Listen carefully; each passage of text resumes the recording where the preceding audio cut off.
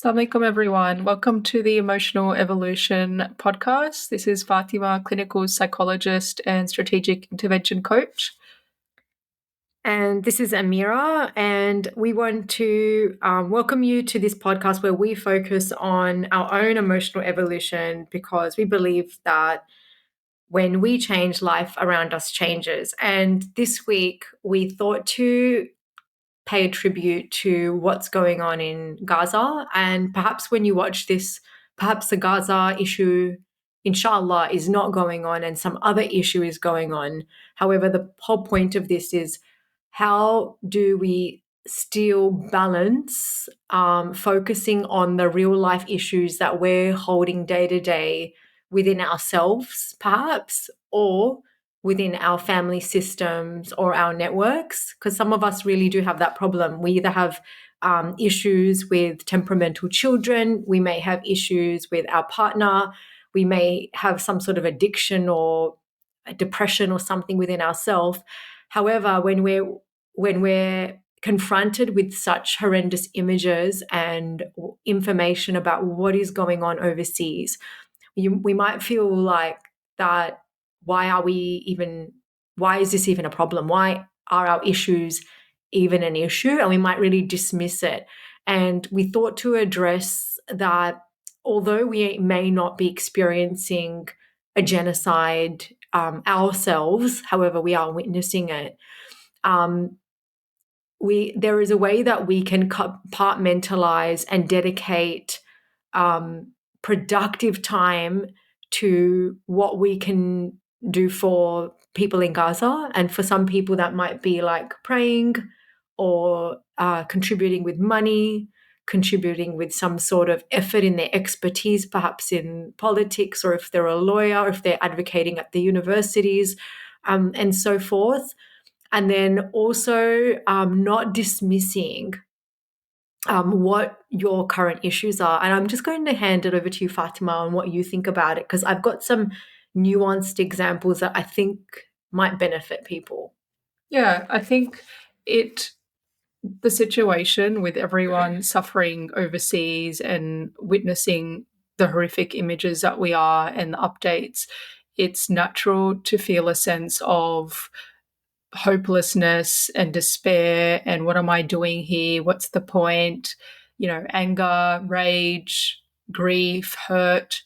Um, and I think we just talk about these emotional states, and that although it is valid that we can experience all these feelings at times, what is it that's functional and productive for us as an ummah? What is actually going to help them? And part of it is being able to tend to day-to-day issues that do come up for us and not dismiss or discount them, and looking at ways, like Amira mentioned, of contribution. And I guess the reason why we're doing this work is it's a form of being able to work on our own emotions, our own perhaps dysfunctional, volatile patterns that just don't serve or aren't productive, and looking at ways to contribute and grow and move forward from such a difficult situation. And I think when we're faced with such difficult situations, and I can speak for myself, I noticed myself like hovering over media and whatever news is coming out about what's happening in Gaza. Almost like a parent hovers over a child, obviously out of deep care and concern, and even survivor's guilt in a way. Looking at the hands of my children and their little legs and them just playing around, and knowing that I've seen images of little hands and little legs in really terrible ways, and feeling bad and guilty about it almost, and noticing that, oh my goodness, my kids are in complete silence while they're playing and laughing. There's no like bombs going off, and contrasting that with what we hear, excuse me, on social media. And I realized that I'm actually not being productive. I'm spending a lot of time feeling terrible for them, obviously praying for them. However, I'm also not even helping my kids. I'm in that zone of like I'm there, but I'm not fully there in my mind. My mind and my heart is with Gaza, and there is a really beautiful concept that I had spoken about at an event not so long ago for Gaza. And it was basically, if we're trying to help people that are suffering, and let's say that they've fallen down a well, so they're in their suffering, and the suffering is the pit of the well.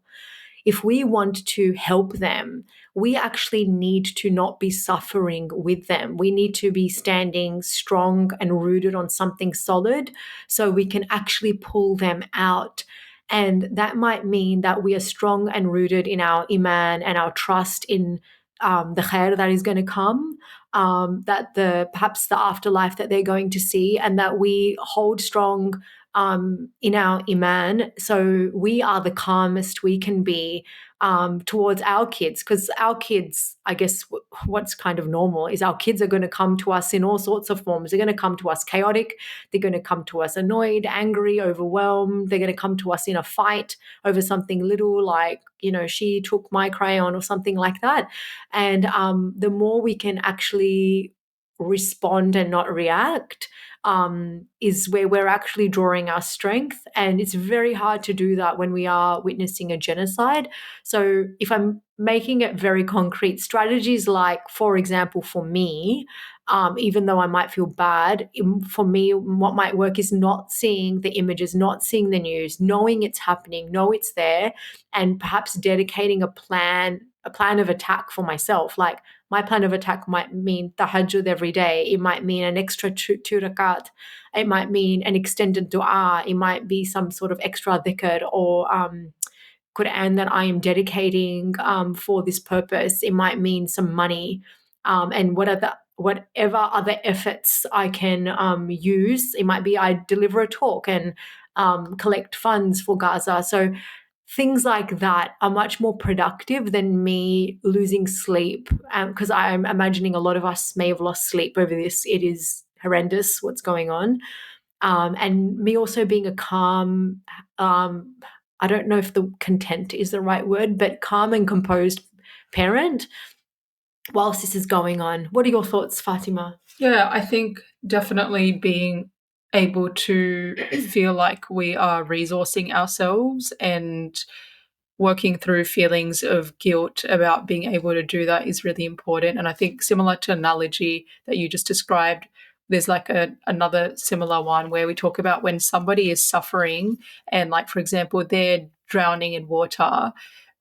Sometimes we feel the need to have that sympathy, so that sorrow, and so we jump in the water with them and then we're drowning, rather than being that person on dry land that throws out like a life raft so that person can start floating up. And that is sort of the practices that we're talking about, like, zikr, dua, charity, doing productive work, meaningful work, having intentions for being present and calm for those around us and to whatever issues that are coming up, rather than feeling that sense of neglect or undeserving and just squashing and putting down our own needs because we feel like there's bigger problems in the world. It doesn't serve us or them. They don't need us to squash our own problems. They just need our efforts to be able to move forward, do more, pray, create awareness, better ourselves, really. And I think the crux of it is, if we're looking at the images and we're actually not functioning from them, opposed to if we're looking at the images and we feel like we're functioning fine, then there's, that's fine. But if you actually feel like it's impacting you emotionally, physically, even spiritually, then I like to, the analogy in my mind is like, what is going to get me my armor on, so I'm my best self, so I can help serve. So, and this is going to be different for every single person. You know what you need as armor, so you feel strong in this battlefield, to hold peace and to hold productivity.